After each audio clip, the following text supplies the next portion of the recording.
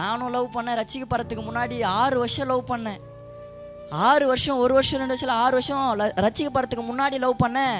நான் ரட்சிக்கப்படுறதுக்கு ஒரு சூழ்நிலையில் நான் ரொம்ப திருடுவேன், ரொம்ப கஞ்சா அடிப்பேன், ரொம்ப குடிப்பேன், ஊரில் யாரையுமே மதிக்க மாட்டேன். அதுதான் என்னுடைய வாழ்க்கை. ஊரில் லேடிஸை பார்த்தா ஒரு மாதிரி கேட்பேன்.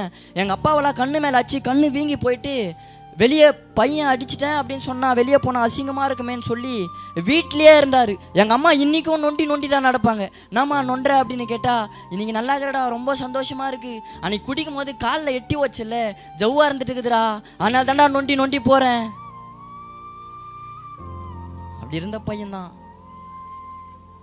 நானும் லவ் பண்ணேன் 6 வருஷம். அதுக்கப்புறமா யாருமே வேணான்னு ஒரு பிரச்சனை வரும்போது கஞ்சா வித்த பையங்க இன்றைக்கி ஆண்டவரை பற்றி கத்தி பேசுகிறேன். அவருடைய அன்பை ருசி பார்க்காம கத்த முடியுமா? கூச்சம் இல்லாமல் பேச காரணம் என்ன தெரியுமா? அவருடைய அன்பை அதிகமாக ருசி பார்த்துருக்குறேன். இருந்த பையன் நானும் லவ் பண்ணேன் 6 வருஷம். நான் ரட்சிக்கப்படுறதுக்கு கொஞ்ச நாளுக்கு முன்னாடி எங்கள் ஊரை விட்டே என்னை ஒத்திக்கிட்டாங்கன்னு சொல்லணும். ஊருவில் வந்தால் நாங்களாவே போலீஸுக்கு ஃபோன் பண்ணுறோம், அவனை வந்து பிடிக்கலாம் அப்படின்னு சொல்லி தலைவர்கிட்டலாம் போய் பேசி நான் ஊருள்ள வந்தால் என்னை பிடிக்கிற ஒரு ஸ்டேஜில் நான் ஒரு ஊருக்கு போகிறேன், எங்கள் பெரியம்மா வீட்டுக்கு போகிறேன். என்னை யாருமே சேர்த்துக்க மாட்டாங்க, சொந்த பந்தம் யாருமே சேர்த்துக்க மாட்டாங்க. அவங்க வீட்டாண்ட போனால் நான் அவங்க பசங்களை கெடுப்பேன் அப்படின்னு சொல்லி என்னை யாருமே சேர்த்துக்க மாட்டாங்க. இவன் வந்தால் நம்ம வீட்டில் இருக்கிற பொருளை ஏதாச்சும் திருடிட்டு போயிடுவானோ, இவன் வந்தால் நம்ம பசங்களை கெடுப்பானோ, இவன் வீட்டாண்ட வந்தால் போலீஸ் நம்ம வீட்டாண்ட வந்து நம்ம பசங்களை பிடிக்குமோ அப்படின்னு சொல்லி வீட்டாண்ட என்னை யாருமே சேர்த்துக்க மாட்டாங்க. என்னுடைய சொந்த சித்தப்பா ஊழியம் செய்கிறாரு, அவருமே சேர்த்துக்க மாட்டார். நான் எங்கள் பெரியம்மா வீட்டாண்ட இருக்கும்போது அப்போது வக்கீல் வச்சு பேசும்போது நாங்கள் ஒரு 8 பேர் ஒரு வீட்டாண்ட போயிட்டு ஒரு அம்மாவை ஒரு அப்பாவை ஒரு பையனை என் கூட சுற்றி இருந்த பையனை பாட்டெல்லாம் எடுத்து அடிக்க ஆரம்பிச்சிட்டோம். அதில் ஏற்கனவே என் மேலே நிறைய போலீஸ் கேஸ் இருக்குது. இந்த போலீஸ் கேஸ் கொஞ்சம் ஒயிட் ஆகிட்டு கேஸ் கொடுத்துட்டாங்க. இதில் நான் என்ன பண்ணிட்டேன், நான் ஊருக்கு போயிட்டேன். என் கேஸ்கார பசங்கள்லாம் போலீஸ் பிடிச்சி அப்போ எனக்கு ஃபோன் வருது, இந்த மாதிரி உன் கூட சண்டை போட்ட பசங்கள்லாம் போலீஸ் பிடிச்சிச்சுரா, A1 உன்னை தான் போட்டுக்கிறாங்க, நிச்சயமாக உன்னை பிடிச்சா உனக்கு மட்டும் குண்டாஸ் போடாடா. குண்டாஸ்னா தெரியல. 1 வருஷம் அது அப்படி இப்படி ஒரு 7 மாதத்தில் வந்துடலாம். 7 மாதம் வரையும் உள்ளே இருக்கணும்ல. வக்கீல் வந்து என்கிட்ட சொல்கிறாரு, நீ உள்ளே போனால் ஒரு 7 மாதம் இருக்கணும், நானாக கொண்டு போய் விட்டாலும் நீ 7 மாதம் இருக்கணும், அவங்களா வந்து பிடிச்சாலும் நீ 7 மாதம் இருக்கணும், நீ நானாக கூட்டின்னு போய் விட்டேன்னா உன்னை அடிக்க மாட்டாங்கடா, நான் சொல்லி விட்டு வரவான்னு சொல்லும் போது நான் சொல்கிறேன், அப்போ போதை நான் சொல்கிறது தான், நான் எடுக்கிறது தான் முடிவு, நான் பிடிக்கும் போது பிடிச்சிக்கிட்டுனா அவங்க எப்படி பிடிக்கிறாங்க பார்க்குறேன் அப்படின்னு சொல்லி நானும் போலீஸ் வரும் முதல்ல ஓடுறேன்.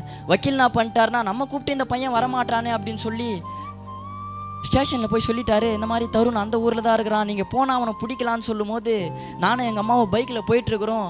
பைக்கில் போகும்போதே போலீஸ் வந்து கையை பிடிச்சிட்டாங்க. எங்கள் அம்மா பைக்லேருந்து கீழே விழுந்து நீ எப்படின்னா ஓடிடுறா அப்படின்னு சொல்லும் போது அந்த நேரத்துக்கு எங்கள் அம்மாவை கூட பார்க்கல. அம்மா விழுந்துட்டாங்களே, சரி அம்மாவுக்காகவாச்சு மாட்டிப்போம், ஈவு இறக்குமே இல்லாமல் அம்மாவை கூட பார்க்காம ஓடுறேன். எங்கள் அம்மா ஃபோன் பண்ணி அழுகுது, அவங்கக்கிட்ட மாட்டிக்காதடா, நிச்சயமாக அவங்க என்ன பண்ணுவாங்கன்னா கையில் நான் காலை ஓடிப்பாங்க. என்கிட்ட சொல்கிறாங்க நீ எப்படின்னா ஓடிடுன்னு சொல்லும் போது நான் அந்த இடத்துல நிற்கல, சரி அதான் அம்மா பேசுகிறாங்களே அப்படின்னு சொல்லி ஓடிட்டேன். இந்த மாதிரி ஒரு 2 டைம் ஓடும் போது 3ஆவது தடவை எங்கள் பெரியம்மாவே சொல்கிறாங்க, நானும் பசங்களை வச்சுருக்கிறேன்டா, அடிக்கடிக்கு வீட்டான வந்து போலீஸ் வந்து போகுது, உன்னை பிடிக்க வந்து நீ இல்லைன்னு சொல்லி எங்கள் பசங்களை பிடிக்க போகுதுடா, அதுவும் இல்லாமல் அடிக்கடிக்கு வீட்டான போலீஸ் வந்தா எங்களை இந்த ஊர் ஜனெல்லாம் ஒரு மாதிரி பேசுமாடா, நீ எங்கேயாச்சும் போயிடு அப்படின்னு சொல்லும் போது அந்த நேரத்துக்கு எங்கே போகிறதுனே தெரியல.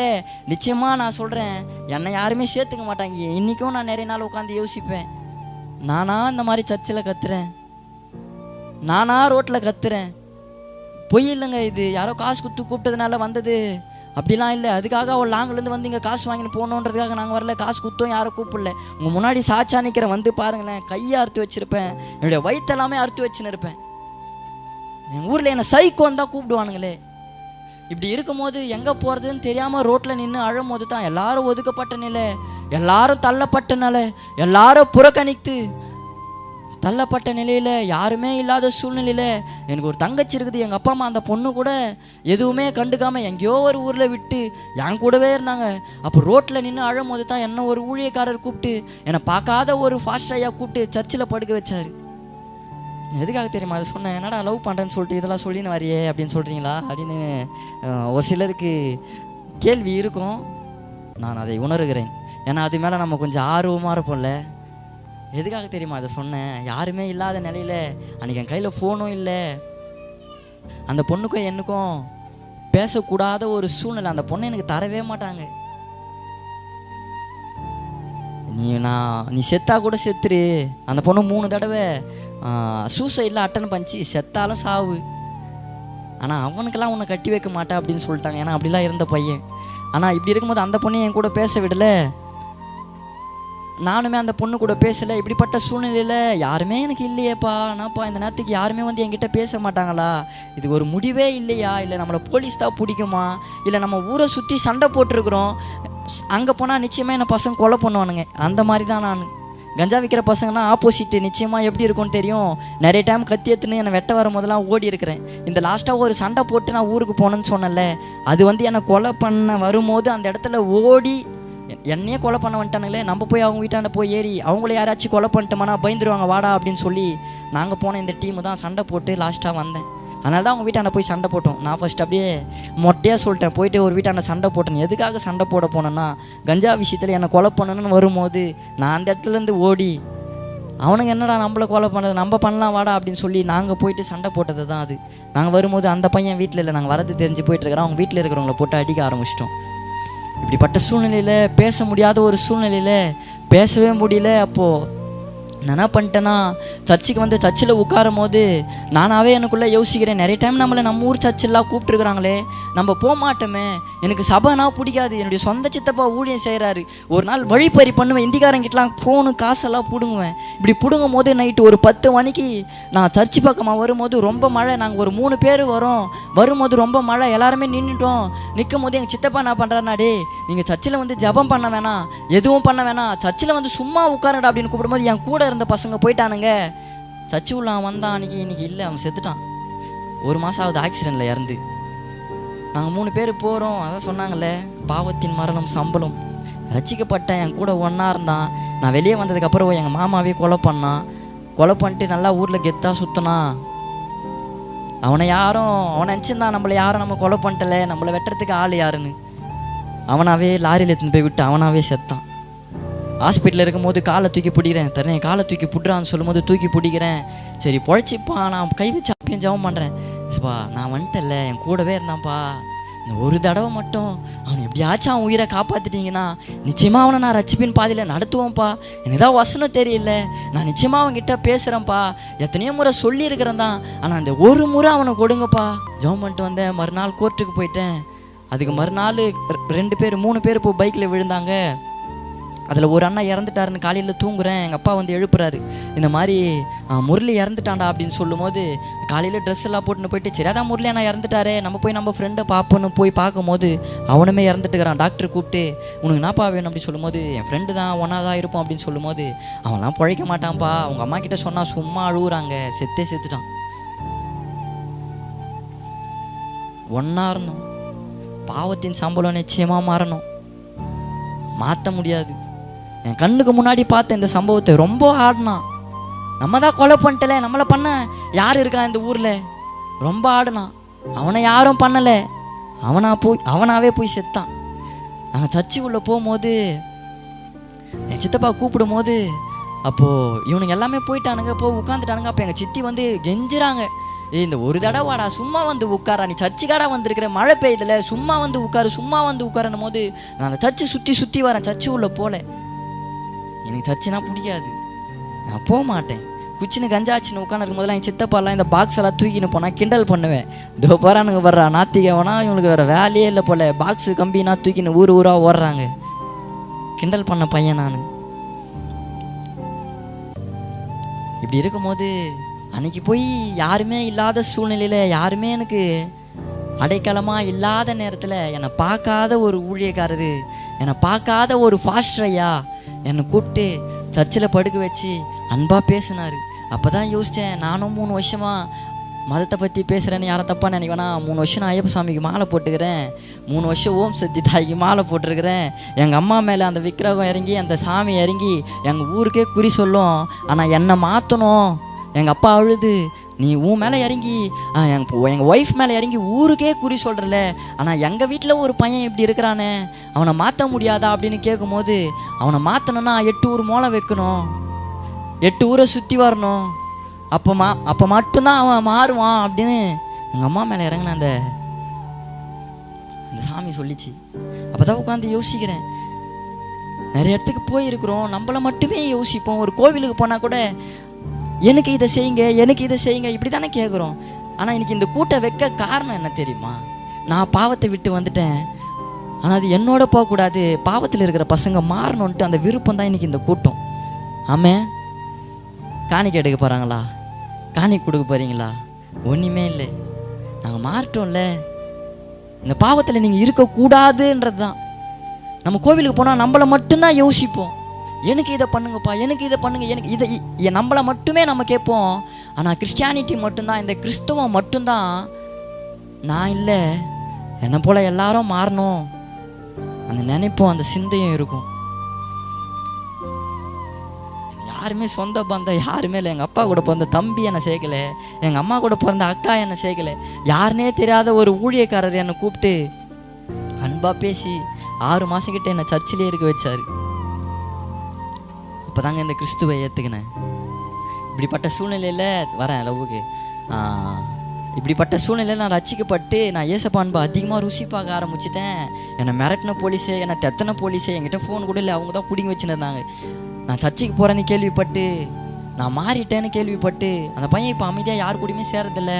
அவன் 6 மாதமாக அவன் சர்ச்சிலே இருக்கிறான் போல், நாங்கள் விசாரித்து பார்த்தோம் அப்படின்னு சொல்லும் போது, மிரட்டின போலீஸே, என்னை துரத்தின போலீஸே, எங்கள் அம்மா கிட்ட வந்து உன் பையன் மாட்டினானா கையை காலை நிச்சயமாக ஓடிப்போம், வரும்போதெல்லாம் ஓடுறான்ல, நிச்சயமாக மாட்டினா காலை ஓடிப்போம் அப்படின்னு சொன்ன போலீஸே கூப்பிட்டு முன்ஜாமீன் லெட்டரை கொடுத்து எங்கள் வீட்டுக்கு அமுச்சு விட்டாங்க. போலீஸுக்கு பயந்து ஊருக்கு ஓடினேன்.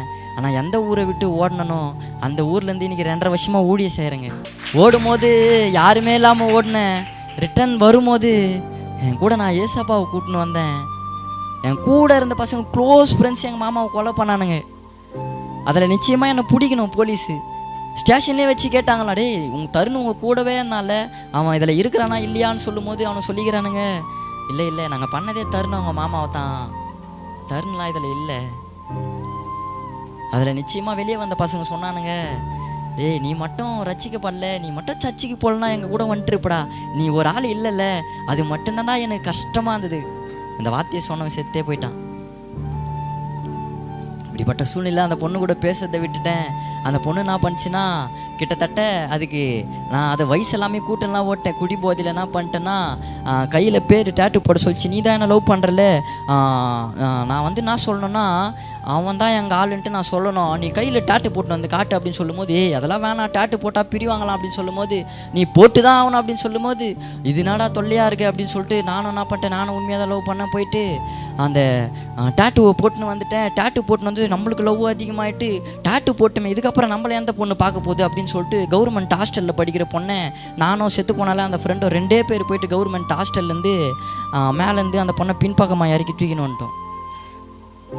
அவங்க வீட்டில் என்ன பண்ணிட்டாங்க, ஹாஸ்டலில் பொண்ணு காணன்னு ஹாஸ்டல் மேலே கேஸ் கொடுத்துட்டாங்க. ஹாஸ்டல்காரங்க என்ன பண்ணிட்டாங்கன்னா, ஹாஸ்டல்லேருந்து பொண்ணு காணமேன்னு ஸ்டேஷனில் கம்ப்ளைண்ட் கொடுக்கும்போது என்னை 2 நாள் தான் போலீஸே வராத இடத்துல கொண்டு போய் வச்சுருந்தேன். அந்த இடத்துல வந்து 2 நாளில் என்னை பிடிச்சிட்டாங்க. பிடிச்சி போக்சோ கேஸ்லாம் உள்ளே இருந்தேன். வயசுலேருந்தா பிரித்தாங்க. அதுக்கப்புறமா வயசான பிறகு அந்த பொண்ணே ஓடியாந்தது.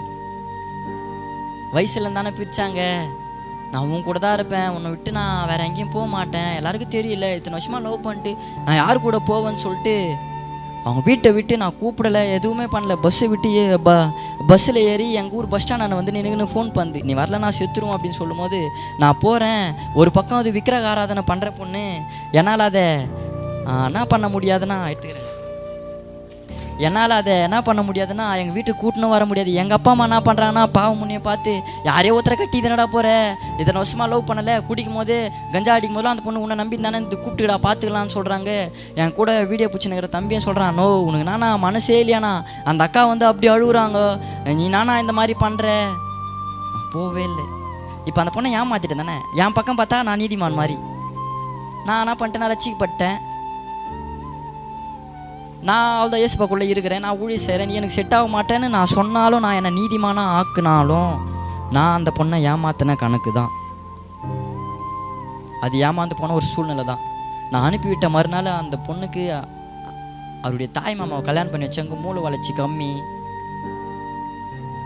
பைத்தியம் அந்த ஆள். இந்த பொண்ணுக்கு 18 வயசு, அவருக்கு 32 வயசு. கல்யாணம் பண்ணி வச்சாங்க. அந்த பொண்ணு ஏமாந்து போன சூழ்நிலை தானே. ஒருத்தரை நம்பி போனா என் வாழ்க்கைக்கு நானாவே உன்னை தேர்ந்தெடுப்பேன்னா இப்படிப்பட்ட சூழ்நிலை வரும். சிம்சோனுக்கு வந்தது சாகத்தக்கதா. யாருக்கிட்ட போய் அழுவுது தெரியல. என் சொந்த பந்தமே சபிக்கிறாங்க. ஊழியம் சேரல, நிச்சயமாக பாரு நீ ஆண்டவர்கிட்ட பதில் சொல்லுவேன், அந்த பொண்ணை நீ இந்த மாதிரி பண்ணிட்டல. யாருக்கிட்ட போய் சொல்ல தெரியல. எங்கள் அம்மா கிட்ட எழுப்பி கேட்குறேம்மா, நானாம்மா தப்பு பண்ணிட்டேன், நானாம்மா ஏமாற்றிட்டேன் அப்படின்னு கேட்கும்போது, நீ என்னடா பண்ண, அவங்க வீட்டில் தரல, அதுக்கு நம்ம என்னடா பண்ண முடியும், விட்றா அப்படின்னு சொல்லும்போது என் கூட இருக்கிற பசங்களே ஒரு மாதிரி பேச ஆரம்பிச்சானுங்க. யார்கிட்ட போனால் அதுலேருந்து நான் வெளியே வருவேன்னு தெரிய முடியாமல் சர்ச்சு சாவி வாங்கி சர்ச்சில் போய் விழுந்து கிடந்து அழுதேன். நான் உனக்கு மனசே இல்லைன்னு சொன்னாலே தம்பி, அவன் வந்து நான் அழுறதை பார்த்துட்டு, நான் உன்னா அது போனா போட்டோம், இதுக்கப்புறம் நீ அழாத அனுப்பிவிட்டேன். அதுக்கப்புறமா அந்த பொண்ணு என் பக்கம் வரல. எதுக்கு தெரியுமா சொல்கிறேன், எல்லாத்தையும் அவர் மாற்றுவார். யார்கிட்ட சொல்கிறதுன்னு தெரில, அவர்கிட்ட போய் சொல்லிட்டு அழுதேன், மாற்றினார் எல்லாத்தையும். சிம்சோன் அவராகவே போய் சூஸ் பண்ணார். செத்துலாம் போல, எதுக்கு இந்த வாழ்க்கை, எதுக்கு இந்த வாழ்க்கை, இப்படிப்பட்ட ஒரு நிலை வரும். உன் முன்னாடி நிற்கிற சரியான சைக்கோங்க. நான் பிச்சைக்காரங்க ரோட்டில் நாங்கள் வழிப்பறிக்கு போகும்போதெல்லாம் அந்த நேரத்துக்கு காசு இல்லைன்னா ரோட்டில் பிச்சை எடுப்பாங்களே, அந்த பிச்சை எடுத்துன்னு உட்காந்து இருந்தால் அவங்கக்கிட்ட ஆச்சு காசு பிடுங்குவோம். ரோட்டு ஓரத்தில் இந்த கோவில் ஓரத்துலாம் பொட்டி கடை இருந்தேன்னா அதெல்லாம் கல்லை தாச்சு வச்சு அதில் இருக்கிறதெல்லாம் திருடுவோம். வெட்டிலாம் ஃபோனை பிடிங்கிருக்கிறேன். அப்படிப்பட்ட என்ன தான் அவர் மாற்றினார். எதுக்காக தெரியுமா சொல்கிறேன், அதெல்லாம் விட்டு தூரம் வந்து நான் ஒருத்தருடைய அன்பை ருசி பார்த்து உங்ககிட்ட பேசுகிறேன்.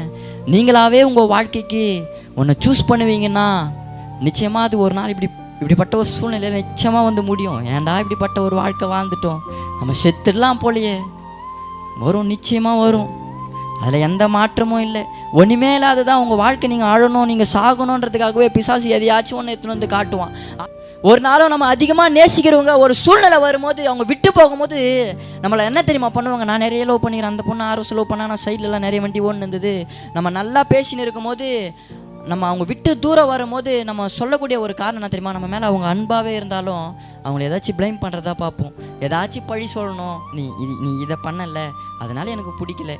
ஒரு காலம் வரும்போது நம்மளை இப்படி தான், நம்ம நல்லாவே பேசினாலும் நம்ம நல்லாவே பழகிருந்தாலும் நம்மளை விட்டு தூரம் போகும்போது நம்மளை ப்ளைம் பண்ணிட்டு தான் போவாங்க. அனுபவப்பட்டவங்க நிச்சயமாக இருப்பீங்க. இதெல்லாம் அனுபவப்படாத ஆள் யாரும் இருக்க முடியாது. நம்மளை விட்டு ஒரு அன்பு தூரம் போகுது அப்படின்னும் போது சும்மா போக மாட்டாங்க, ஏதாச்சும் பழி சொல்லிட்டு தான் போவாங்க. என்னுடைய வாலிப பிரயாசத்தில் யாரை நம்பியும் போய் விழுந்துடக்கூடாது. பிசாசு இப்படி தான் வைப்பான் கண்ணி. ரட்சிக்கப்பட்டவனுக்கு அனுதினமும் கண்ணி. இந்த கண்ணியை தாண்டி தான் போகணும். ஏதோ ஒரு நாள் ஏதோ பார்த்துட்டு இந்த கண்ணியை வச்சுட்டு போகிறது அப்படிலாம் பண்ண மாட்டான். ஒவ்வொரு நாளும் வைப்பான் கண்ணியை. இந்த கண்ணியை தாண்டி தான் போகணும். நான் இந்த அளவு பேசியிருக்க மாட்டேன். நிச்சயமாகவே அக்காவுக்கு நான் எதை சொல்லி அவங்கள நன்றி சொல்கிறதுன்னு தெரியல. உண்மையாகவே அவங்க அதெல்லாம் பண்ணி காட்டும் போது நான் பின்னாடி உட்காந்து அழுதுன்னு இருந்தேன். என்னால் அதை தாங்கவே முடியல. நான் இந்த அளவு பேச காரணம் ஒரு வேளை அதை அவங்க பண்ணி காட்டலாம். நிச்சயமாக நான் இதை பேசியிருக்க மாட்டேன்றதை விட என்னை கொண்டு ஆவியானவர் இதை பேசியிருக்க மாட்டாருன்றது தான் உண்மை. அந்த இடத்துல தான் என்னை ஒப்பு கொடுத்தேன். எதை பேசணுன்னு நீங்கள் சித்தமாக இருக்கிறீங்களோ அதை பேசுங்கப்பா. நானாவே உன்னை கொண்டு வந்து எனக்கு வசனம் தெரியுன்றதுக்காக நானாவா உன்னை கொண்டு வந்து நான் பேசிடக்கூடாது. இவங்க கிட்ட நீங்கள் எதை பேசுனா இவங்க மனசில் ஒரு மாற்றம் உண்டாகுமோ நீங்கள் அதை பேசுங்கப்பா. இதுக்கு மேலே நாங்கள் உதாரணம் வேணும். ஒரு குச்சி இருந்தவன், கஞ்சா வச்சிருந்தவன் ஜெயிலில் இருக்கும் போதெல்லாம் என்ன எங்கள் ஊர் ஆளுங்களாம் சொல்லுவாங்களாம். எங்கள் அப்பா என்னை ஜெயிலில் பார்த்துட்டு வந்து சொல்லுவார், உன்னை வெளியே எடுக்கணுமா வேணா வாடா அப்படின்னு கேட்கும்போது, பா நான்ப்பா இப்படி கேட்குறேன், இந்த ஒரு தடவை மட்டும் எடுத்து விட்டுருப்பா அப்படின்னு சொல்லும்போது எங்கள் அப்பா சொல்லுவார், ஊர் ஆளுங்களாம் என்ன சொல்கிறாங்கன்னா, அந்த பையனை நீ வெளியே எடுத்தா அவன் ஒழுங்காவா இருக்க பாறான், நீயும் காலத்துக்கு ஜெயிலில் இருந்து அவனை வெளியே எடுக்கிற, அவன் திருப்பியும் வரான், திருப்பியும் பசங்க கூட சேர்றான், திருப்பியும் குடிக்கிறான், திருப்பியும் கஞ்சா அடிக்கிறான், திருப்பியும் சண்டை போடுறான், திருப்பியும் ஜெயிலுக்கு போகிறான், திருப்பியும் நீ எடுக்கிற, திருப்பியும் வந்து அவன் அதை தான் பண்ணுறான். எதுக்காக அவனை வெளியே எடுக்கணும்? அவனுக்கு ஒரு தங்கச்சி இருக்குல்ல, அந்த பொண்ணை கல்யாணம் கொடுத்ததுக்காக எதனா பண்ணலாம்ல. ஏன் அவனையே பார்க்குறீங்கன்னு சொல்லிட்டு எங்கள் அப்பா இதெல்லாம் சொல்லிட்டு அழுவார். வெளியே வருவேன், திருப்பி அதையே தான் பண்ணுவேன். யாரும் என்னை மாற்றலை. என்னை ஒருத்தர் மாற்றினார். அவரை தான் உங்கள் மத்தியில் நான் அறிமுகப்படுத்துகிறேன். அந்த கிறிஸ்துவை தான் உங்கள் மத்தியில் நான் அறிமுகப்படுத்துகிறேன். நிச்சயமாக அவர்கிட்ட வரும்போது நம்மளுக்கு தேவையானது அவரு கொடுப்பாருங்க. அவரு கொடுத்தாருன்னா அது ஆச்சரியமாக இருக்கும், அது அதிசயமாக இருக்கும். நானாகவே போகிறது நிச்சயமாக அது என்னுடைய வாழ்க்கையில் அது சந்தோஷத்தை தராது. நான் சந்தோஷமாக இருக்கவும் மாட்டேன். தேவையில்லாதெல்லாம் இனிமே நானாகவே இதுதான் எனக்கு நானாக பார்க்க மாட்டேன்ப்பா. நான் உங்களை பார்க்குறேன். எனக்கு தேவையானது அது உங்கள் கிட்டேருந்து வரும்பா. காலையில் மேலே எங்கள் அம்மா கஞ்சா கவரில் வச்சுன்னு ஓன்னு அழுவோம். நாடா கவர் இது எங்கள் அம்மாவுக்கு தெரியும் அது கஞ்சா கவர்னு. காலையில் வச்சுன்னு அழுவோம். பொய் சாட்சிக்காரன் ஆக்கினிக்கு தப்பான். ஆணுடைய வசனத்தை சொல்லும் போது பொய் சொல்லுவோன்னு நீங்கள் நினச்சிங்கன்னா அது உங்களோட போட்டோம். காலையில் கஞ்சா கவர் வச்சுன்னு எங்கள் அம்மா அழுவாங்க. நைட்டு வந்து நான் போதையில் அப்படியே படுத்துருவேன். காலையில் அந்த கவர்லாம் வச்சு எங்கள் அம்மா அழுவாங்க. என்னடா கவர் இது, ஏன்டா இது அம்மா எத்தனை போய் அதை எங்கன்னா சொல்ல முடியுமா? பையன் வேறு ஏதாச்சும் தப்பு பண்ணால் பக்கத்து வீட்டில் போய் சொல்லலாம். இவன் வந்து இந்த தப்பு பண்ணுறான், கொஞ்சம் பேசுங்களேன். என் சித்தப்பா ஊழியர்கள்லாம் அவர்கிட்ட சொல்லலாம், நம்ம பையன் இந்த மாதிரி பண்ணுறான், கொஞ்சம் பேசு அப்படின்னு பேச வைக்கலாம். ஆனால் கஞ்சான்னும் போது அது யாருக்கிட்டையும் சொல்ல முடியாது. எங்கள் அம்மா போயிட்டு யாருக்கிட்டனா சொல்லி அவங்க என்னை பிடிச்சி கொடுத்துட்டா எங்கள் அம்மாவுக்கு அந்த பையன் யாருக்கிட்டையுமே சொல்லாமல் அந்த கஞ்சா கவரை வச்சுன்னு அழுவாங்க.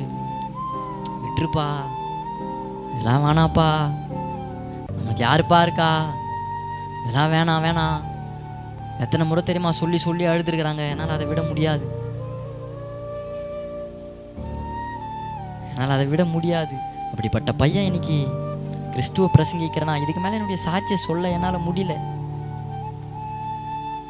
இதுக்கப்புறம் எதை சொல்கிறதுன்னு எனக்கு தெரியல. எதை பேசணுமோ அதை பேசிட்டாரு.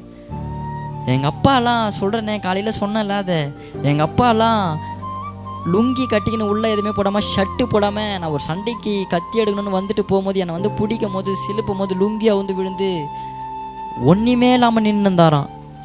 எங்கள் அம்மா தான் லுங்கி எடுத்து கட்டி விட்டாங்களாம். என் பையன் நான் இவனை விட்டுருவேன், நான் விட்டா இவன் யாராச்சும் போய் வெட்டிட்டானா திருப்பியும் ஜெயிலுக்கு போய் கஷ்டப்படுவான்ல, அவன் கஷ்டப்படுறதை என்னால் பார்க்க முடியாது.